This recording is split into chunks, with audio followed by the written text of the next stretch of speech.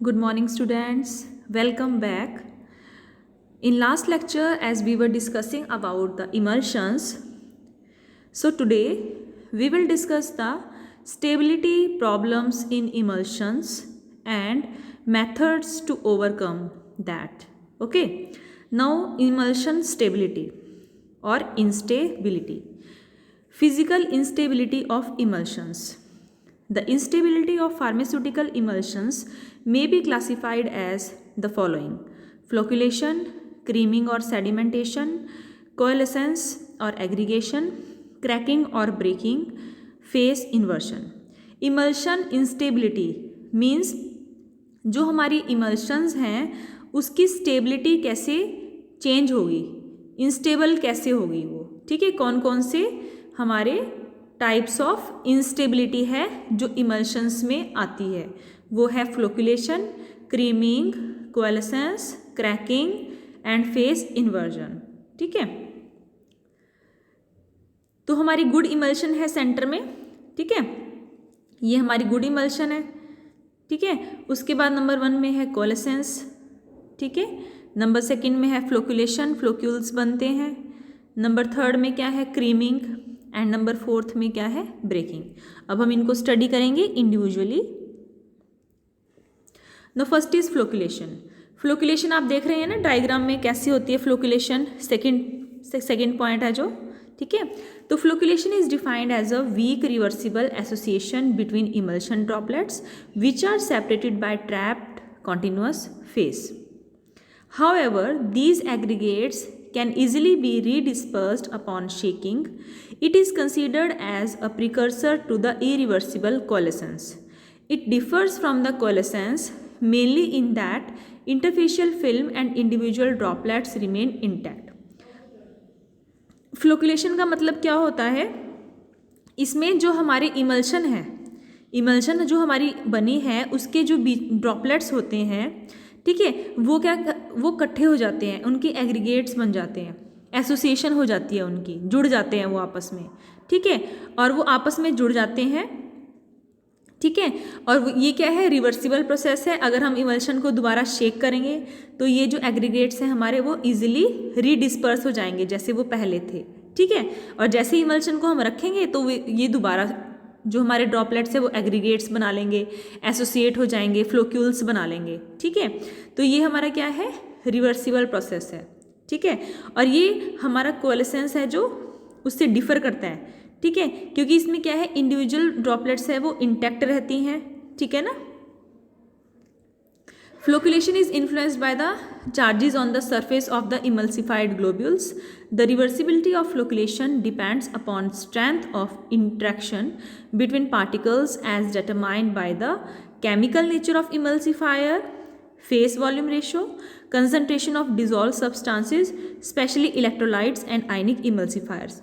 अब फ्लोकुलेशन में क्या होता है स्टूडेंट्स, जो हमारी इमल्शन होती है जब हम उसको कुछ टाइम के लिए रखते हैं तो उसके जो हमारे ग्लोब्यूल्स होते हैं इमल्शन के वो एसोसिएट हो जाते हैं, एक दूसरे से चिपक जाते हैं, एग्रीगेट फॉर्म कर लेते हैं, ठीक है। और ये एक रिवर्सिबल प्रोसेस होता है। जैसे हम इमल्शन को शेक करेंगे तो ये इंडिविजुअल पार्टिकल्स अपनी अपनी जगह पर आ जाएंगे, ठीक है, यूनिफॉर्मली स्प्रेड हो जाएंगे, ठीक है। तो ये फ्लोकुलेशन किस वजह से होती है, जो हमारे ग्लोब्यूल्स होते हैं इमल्शन के, उनके ऊपर जो चार्जेस होते हैं उससे इन्फ्लुएंस होती है फ्लोकुलेशन, ठीक है ना। और जो रिवर्सिबिलिटी होती है फ्लोकुलेशन की वो डिपेंड करती है किस पे, जो हमारी इंट्रैक्शन है, स्ट्रेंथ है इंडिविजुअल पार्टिकल्स की, ठीक है ना। और ये किससे डिटरमाइन करेंगे कि किस टाइप का हमारा इमल्सिफायर है इमल्शन में, ठीक है। और फेस वॉल्यूम रेशो क्या है, ठीक है ना, मीन्स दोनों इमल्शन के जो फेसेस है उसकी क्या क्या रेशो ली है हमने। और डिजॉल्व जो हमारे सब्सटेंसेस हैं जैसे इलेक्ट्रोलाइट्स हो गए, आयनिक इमल्सिफायर्स हो गए, उनकी क्या क्या कंसंट्रेशन ली है हमने इमल्शन में। तो ये फैक्टर्स इन्फ्लुएंस करेंगे हमारे किसको, फ्लोकुलेशन को, जो हमारे चार्जेस होते हैं इंडिविजुअल इमल्शन ग्लोब्यूल्स पे, ठीक है। Generally a creamed emulsion can be restored to its original state by gentle agitation. Most oils are less dense than water, so the oil droplets in an emulsion of oil in water emulsion rise to the surface to form an upper layer of cream. In water in oil emulsion, the cream results from the sedimentation of water droplets and forms the lower layer. क्या होता है हमारा, जो हमारी emulsion होता है, ठीक है ना, उसकी जो क्रीमिंग होती है उसमें क्या है, उसको हम रिस्टोर कर सकते हैं। मतलब कि जो हमारी इमल्शन है वो हमारी ओरिजिनल स्टेट में आ जाएगी जब हम उसको शेक करेंगे, ठीक है। तो हमारे क्या है, कई हमारे ऑयल्स हैं वो लेस डेंस होते हैं, ठीक है, वाटर से। सो हमारी जो ऑयल ड्रॉपलेट्स हैं ऑयल इन वाटर इमल्शन में, वो हमारी सरफेस की तरफ आ जाती है, ऊपर की तरफ आ जाती है, और वो क्या करेंगे, क्रीम अपर लेयर बनाएंगी क्रीम की, ठीक है। और वाटर इन ऑयल इमल्शन में क्या होता है, जो क्रीम होती है वो किस वजह से होती है, जो वाटर की ड्रॉपलेट्स है वो नीचे की तरफ बैठ जाती हैं और वो लोअर लेयर बनाती है, ठीक है। तो ये क्या है, हमारे जनरली क्रीम्ड इमल्शंस कैसे हमारी बनती हैं, ठीक है। Factors affecting the rate of creaming. अब क्रीमिंग में क्या होता है, rate of creaming is governed by the Stokes law. As पर स्टोक्स लॉ, जो हमारा स्टोक्स लॉ है वो उसका प्रिंसिपल होता है किसका, क्रीमिंग का, ठीक है। स्टोक्स लॉ क्या कहता है, V is equal to 2r² bracket ρ1 minus ρ2g upon n eta. इसमें V क्या है स्टूडेंट्स, रेट ऑफ क्रीमिंग और सेडिमेंटेशन। R क्या होता है, radius of droplets of dispersed phase, ठीक है ना। ρ1 और ρ2 क्या होती है, डेंसिटी होती है डिस्पर्स्ड फेस की और कॉन्टिन्यूस फेस की। G क्या है, ग्रेविटेशनल कांस्टेंट है, और ईटा क्या है, विस्कोसिटी। तो ये हमारा स्टोक्स लॉ है। क्रीमिंग में क्या होता है कि हमारी जो इमल्शन है उसमें क्रीमिंग फॉर्म हो जाती है, लेयर्स फॉर्म हो जाती है, ठीक है ना। ऊपर की तरफ लेयर फॉर्म हो जाएगी ऑयल की, और कई बार नीचे की तरफ वाटर की लेयर फॉर्म हो जाती है इमल्शन में, तो इसे हम बोलते हैं क्रीमिंग, ठीक है। और ये क्रीमिंग किस लॉ से गवर्न हुआ है, हमारा स्टोक्स लॉ से, ठीक है। स्टोक्स लॉ आप देख सकते हैं। नाउ नेक्स्ट फैक्टर क्या है, ड्रॉपलेट साइज। एज पर Stokes law, rate of creaming is directly proportional to the square of radius और diameter of droplet size. Stokes law में आप देख सकते हो ना कि जो हमारा रेट ऑफ क्रीमिंग है V किसके डायरेक्टली प्रोपोर्शनल है, R के। R क्या है हमारा, rate of creaming. Rate of creaming क्या है, डायरेक्टली प्रोपोर्शनल किससे है, रेडियस के स्क्वायर से, R स्क्वायर से, ठीक है ना। जितनी स्मॉल डायमीटर होगी हमारी ड्रॉपलेट्स की उतनी ही रेट ऑफ क्रीमिंग लेस होगी, ठीक है। तो हम अगर ड्रॉपलेट का साइज छोटा कर देते हैं होमोजेनाइजर की हेल्प से, ठीक है, तो क्रीमिंग का रेट हमारा रिड्यूस हो जाएगा और इमल्शन हमारी मोर स्टेबल हो जाएगी। तो कैसे ओवरकम करेंगे हम क्रीमिंग को, ड्रॉपलेट साइज को कम करके, रिड्यूस करके with the help of the homogeniser, ठीक है ना। नेक्स्ट फैक्टर क्या है, viscosity of the continuous face. अब हमने देखा है कि जो रेट ऑफ क्रीमिंग है वो किसके इनवर्सली प्रोपोर्शनल है, यहाँ पे विस्कोसिटी के, ईटा विस्कोसिटी है ना, ठीक है। तो अगर हमारा विस्कोसिटी कॉन्टिन्यूस फेस का इंक्रीज हो जाता है, ठीक है, तो हम रेट ऑफ क्रीमिंग को क्या करेंगे, रिड्यूस करेंगे। और विस्कोसिटी हमारी कॉन्टिन्यूस फेस की कैसे इंक्रीज हो सकती है, अगर हम इमल्शन में क्या डालेंगे, थिकनिंग एजेंट्स। मीन्स इसको क्रीमिंग को कैसे रिड्यूस करेंगे, इमल्शन में हम थिकनिंग एजेंट डालेंगे जिससे हमारी विस्कोसिटी है कॉन्टिन्यूस फेस की वो इंक्रीज हो जाएगी। अगर विस्कोसिटी इंक्रीज हो जाएगी तो हमारी क्रीमिंग क्या है, वो रिड्यूस हो जाएगी, ठीक है। नेक्स्ट फैक्ट हमारा क्या है, स्टेबिलिटी प्रॉब्लम क्या होती है इमल्शन में, कोएलेसेंस। It is a process in which the dispersed phase droplets join, merge to form large particles, and the emulsion generally cannot be recovered by simple agitation. Okay, when two droplets come into contact, that is as a flocule, thin liquid films composed of continuous phase and adsorbed emulsifiers are formed between them. Coalescence takes place in two distinct steps. Generally क्या होता है students, कोएलेसेंस में जो हमारी emulsion की droplets होती हैं, dispersed phase होता है ना, उसकी जो ड्रॉपलेट्स होती हैं वो एक दूसरे से ज्वाइन हो जाती है, ठीक है, और लार्ज पार्टिकल्स फॉर्म करती हैं, ठीक है। तो हमारी जब हम सिंपल एजिटेशन करेंगे तो हमारी ये इमल्शन रिकवर नहीं हो पाती, इसे हम बोलते हैं कोएलेसेंस, ठीक है। अब जो टू ड्रॉपलेट्स हैं हमारी, जब वो एक दूसरे के कांटेक्ट में आती हैं तो वो एक फ्लोक्यूल फॉर्म कर लेती हैं, ठीक है। तो एक थिन फिल्म फॉर्म हो जाती है, ठीक, किसकी, कॉन्टिन्यूस फेस की और एड्सॉर्ब्ड एमल्सिफायर की, ठीक है। उसके बाद क्या होता है, जो कोएलेसेंस होती है हमारी दो स्टेप्स में होती है, ठीक है। सबसे पहले क्या होएगा, ड्रेनेज हो जाएगी इन फिल्म्स की as a droplets approaches one other and ends with film rupture. जब ड्रॉपलेट्स एक दूसरे से जुड़ती हैं तो ड्रेनेज हो जाती हैं इन फिल्म्स की, जो ये फिल्म्स होती हैं, ठीक है। और क्या होता है, जब हमारी फिल्म रप्चर हो जाएगी, ठीक है ना, फिर उसके बाद हमारी फिल्म रप्चर हो जाती है जब वो एक दूसरे के पास आते हैं, ठीक है। Hence the major factor which prevents coalescence is mechanical strength of electrical barrier. जो हमारे इलेक्ट्रिकल बैरियर होता है उसकी जो मैकेनिकल स्ट्रेंथ होती है वो मेजर फैक्टर है जो प्रिवेंट करता है किसको, कोएलेसेंस को, ठीक है। दैट इज़ वाई जो हमारे नेचुरल गम्स प्रोटीन्स होते हैं वो बहुत यूज़फुल होते हैं हमारे एज अ इमल्सीफायर्स, ठीक है, जब हम उनको लो कंसनट्रेशन में यूज़ करते हैं, ठीक है ना। प्राइमरी इमल्सीफायर्स को हम यूज़ करते हैं हाई कंसनट्रेशन में। तो कोएलेसेंस का मतलब समझ में आ गया ना आपको, कि जैसे हमारी कोई भी इमल्शन है तो उसके जो हमारे ड्रॉपलेट्स होते हैं डिस्पर्स्ड फेज के, ठीक है, वो क्या करते हैं, एक दूसरे के साथ ज्वाइन हो जाते हैं, फ्लोक्यूल्स फॉर्म करते हैं, ठीक है, लार्ज पार्टिकल्स बनाते हैं वो एक दूसरे से ज्वाइन होने के बाद, ठीक है। और ये जो इमल्शन होती है इसको हम रिकवर नहीं कर सकते बाय द सिंपल एजिटेशन, तो इस प्रॉब्लम को हम क्या बोलते हैं, कोएलेसेंस। क्लियर। नेक्स्ट प्रॉब्लम क्या होती है, क्रैकिंग। और कोएलेसेंस को ओवरकम हम कैसे कर सकते हैं, नेचुरल गम्स प्रोटीन्स डाल के, इमल्सीफायर्स डाल के ना, ठीक है। नेक्स्ट फैक्टर है क्रैकिंग और breaking. An emulsion of two liquids without a stabiliser, an emulsion of two liquids without a stabilizer will quickly separate back to the original state of two separate liquid layers. A phenomena is known as cracking or breaking. Cracking और breaking क्या होता है, जो हमारी emulsion होती है इसमें क्या होता है, दो लिक्विड्स होते हैं, ठीक है ना। अगर हमने उसमें स्टेबलाइजर नहीं डाला, ठीक है, तो जो इसके दो फेसेस, दो लिक्विड्स होते हैं वो सेपरेट आउट हो जाते हैं ओरिजिनल स्टेट में, ठीक है, और दो लेयर्स बन जाती है हमारी इमल्शन में। तो जो ये दो लेयर्स फॉर्म हो गई दो लिक्विड्स की, इनको हम बोलते हैं क्रैकिंग और ब्रेकिंग, ठीक है।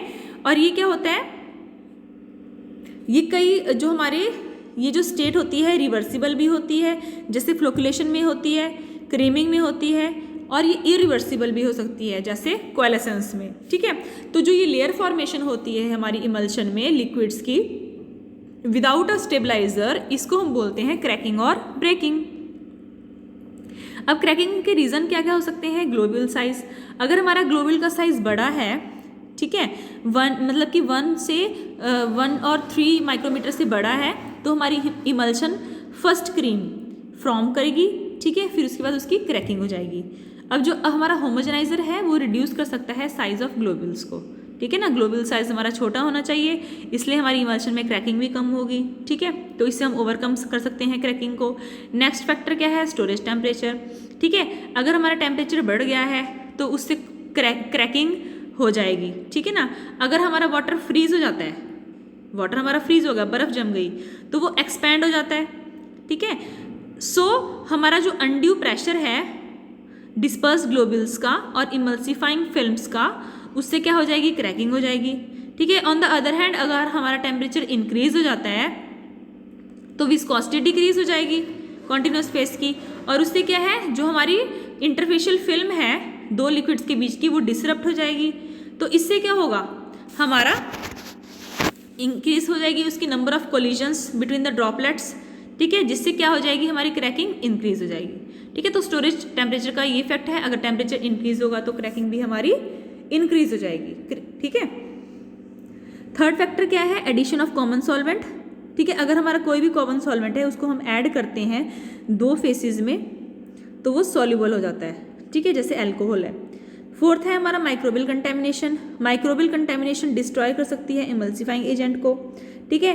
फिफ्थ है अगर हम एडिशन करेंगे इनकम्पैटिबल इमल्सीफाइंग एजेंट की, जैसे monovalent soap plus divalent soap, anionic plus केटाइनिक emulsifying agents, ठीक है, तो ये भी अफेक्ट करती है हमारी क्रैकिंग को, ठीक है। फिफ्थ हमारी स्टेबिलिटी प्रॉब्लम है हमारी फेस इन्वर्जन। तो ये इंस्टेबिलिटी कैसे आती है इमल्शन में, इसमें क्या होता है कि अगर हमारी oil in water type emulsion है तो वो चेंज हो जाती है water in oil type emulsion में। अगर हमारी वाटर इन ऑयल इमल्शन है तो वो चेंज हो जाएगी ऑयल इन वाटर इमल्शन में, ठीक है। तो ये हमारी फिजिकल इंस्टेबिलिटी होती है इमल्शन में। ठीक है। अब ये कैसे आती है फिजिकल इंस्टेबिलिटी? अगर हम ऐड करेंगे किसी भी इलेक्ट्रोलाइट को, जैसे CaCl2 को ऐड करते हैं हम ऑयल इन वाटर इमल्शन में, ठीक है, तो ये क्या फॉर्म होगा इससे? Sodium stearate can be inverted to water in oil emulsion, ठीक है। या फिर अगर हम चेंज करेंगे फेस वॉल्यूम रेशियो को, तब ये इंस्टेबिलिटी प्रॉब्लम आ सकती है। या फिर अगर हम टेम्परेचर चेंजेस करते हैं तो ये फेस इन्वर्जन चेंजेस आ सकता है। मीन्स इसमें कोई भी इमल्शन है उसका दूसरे टाइप में कन्वर्ट हो जाएगी। अगर वो ऑयल इन वाटर इमल्शन है तो वो वाटर इन ऑयल इमल्शन में कन्वर्ट हो जाती है। अगर वो वाटर इन ऑयल इमल्शन है then it is converted into oil in water emulsion. So this is phenomena is called as phase inversion, ठीक है। फेस इमर्शन को हम कैसे ओवरकम कर सकते हैं, कैसे मिनिमाइज कर सकते हैं? By using the proper emulsifying agent in adequate concentration. Means कोई भी हमने इमल्सिफाइंग एजेंट्स लिए हैं उसको हम प्रॉपर कंसंट्रेशन में ही यूज़ करेंगे, तब हम इस प्रॉब्लम को ओवरकम कर सकते हैं। सेकेंड, अगर हम जो हमारी कंसंट्रेशन है डिस्पर्स्ड फेस की, अगर हम उसको कितना रखते हैं 30 to 60%, ठीक है। स्टोरिंग के टाइम में इमल्शन को हम जब स्टोर कर रहे हैं इन अ कूल प्लेस, तो हम इस प्रॉब्लम को क्या कर सकते हैं? ओवरकम कर सकते हैं, ठीक है। ये हमने पढ़ी फिजिकल इंस्टेबिलिटी। केमिकल इंस्टेबिलिटी कैसे हो सकती है इमल्शन की? By the 3 process, that is oxidation, hydrolysis and microbial growth. सबसे पहले हम पढ़ेंगे ऑक्सीडेशन। ऑक्सीडेशन क्या होती है? हमारे कई ऑर्गेनिक कंपाउंड्स ऐसे हो जाते हैं जिनकी ऑटो ऑक्सीडेशन हो जाती है, अपने आप से ही ऑक्सीडेशन हो जाती है। जब वो उनको एयर के कांटेक्ट में आते हैं, एक्सपोज हो जाते हैं एयर में, तो उनकी ऑक्सीडेशन हो जाती है, ठीक है। तो ये जो हमारी इमल्सिफाइड लिपिड्स हैं, ठीक है, उनकी बहुत जल्दी ऑक्सीडेशन हो जाती है। मैनी ड्रग्स हैं हमारी, अगर हम उनको इमल्शंस में डालते हैं तो उनकी अपने आप ऑटो ऑक्सीडेशन हो जाती है, जिससे क्या रिजल्ट होता है? उनकी डीकम्पोजिशन हो जाएगी, ठीक है। तो ये हमारी क्या हो गई? केमिकल इंस्टेबिलिटी हो गई इमल्शन में, ठीक है। अगर ऑटो ऑक्सीडेशन होती है, अनसैचुरेटेड ऑयल्स हैं जैसे वेजिटेबल ऑयल्स हो गए, ठीक है, तो उनमें क्या हो जाएगी? रेंसिडिटी हो जाएगी, अनप्लेजेंट ऑर्डर हो जाएगा, उनका टेस्ट चेंज हो जाएगा, उनकी अपीयरेंस चेंज हो जाएगी, ठीक है। ऑन द अदर हैंड हमारे जो मिनरल ऑयल्स हैं, ठीक है, और सैचुरेटेड हाइड्रोकार्बन्स हैं, उनकी अगर ऑक्सीडेटिव डिग्रेडेशन हो जाएगी, ठीक है, उनकी ऑक्सीडेटिव डिग्रेडेशन बहुत कम चांस होते हैं उसमें, ठीक है। ज़्यादातर चांस किसके होते हैं? अनसैचुरेटेड ऑयल्स के, वेजिटेबल ऑयल्स के, ठीक है। तो ऑक्सीडेशन पता चल गया ना आपको? कॉन्टैक्ट होगा जब किसी भी कंपाउंड का किस में? एयर के साथ, तो उसकी ऑक्सीडेशन हो जाती है, डिकम्पोजिशन हो जाती है, ठीक है ना। Auto oxidation is a free radical chain reaction. Auto oxidation एक फ्री रेडिकल चेन रिएक्शन होती है। इसको हम कैसे इनिबिट कर सकते हैं? ठीक है, ऑक्सीजन की एब्सेंस में, मीन्स ऑक्सीजन को हमने हटाना है वहाँ से by a free radical chain breaker. जो हमारे फ्री रेडिकल्स बनते हैं ऑक्सीजन के प्रेजेंस में, हमने फ्री रेडिकल की चेन को ब्रेक करना है, ठीक है, उसमें ब्रेकर डालना है, और बाय अ रिड्यूसिंग एजेंट, उसमें हमने रिड्यूसिंग एजेंट डालना है, ठीक है। तो ये जो हमारे है मेथड, इससे हम ओवरकम कर सकते हैं ऑटो ऑक्सीडेशन को। एग्जांपल क्या है एंटीऑक्सीडेंट्स के? अगर हम एंटीऑक्सीडेंट्स डालेंगे तो भी हम ऑक्सीडेशन को, जो इमल्शन में ऑक्सीडेशन हो रही है, उसको प्रिवेंट कर सकते हैं। एंटीऑक्सीडेंट्स जैसे gallic acid, propyl gallate, ascorbic acid, sulphides, L tocopherol, butylated hydroxyl toluene, butylated hydroxy anisole. तो ये हमारे एंटीऑक्सीडेंट हैं जिनको हम फार्मास्यूटिकली, कॉस्मेटिक्स में यूज़ करते हैं, ठीक है ना। उसके बाद है माइक्रोबियल ग्रोथ। माइक्रोबियल ग्रोथ में क्या होता है? जैसे हमारी इमल्शन है उसमें बहुत सारे इंग्रेडिएंट्स होते हैं, जैसे कार्बोहाइड्रेट्स हो गया, प्रोटीन्स, स्टीरॉल्स, फॉस्फेटाइड्स, ठीक है। तो तो इसमें बहुत सारे इंग्रेडिएंट्स होते हैं इमल्शन में। तो इसमें क्या होता है? जो सारे इंग्रेडिएंट्स होते हैं ये सपोर्ट करते हैं माइक्रो ऑर्गेनिज्म की ग्रोथ को, ठीक है, माइक्रो ऑर्गेनिजम्स की ग्रोथ को सपोर्ट करते हैं। तो इसमें क्या होता है?